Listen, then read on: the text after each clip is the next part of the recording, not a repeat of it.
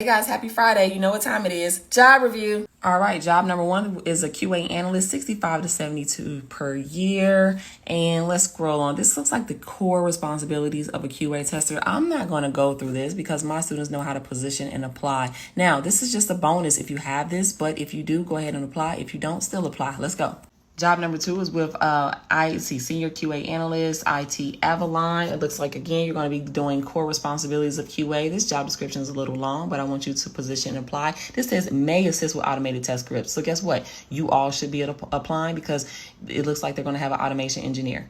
All right, job number three, quality assurance and engineer with Insight Global, 45 an hour. Again, I'm not going to read all of this, but look, core responsibilities. You guys can all go for this role. Even if you don't have security testing, go speak to it in position. All right, job number four, a manual test lead, 100 to 115K. I see no reason why all of you can't go for this role.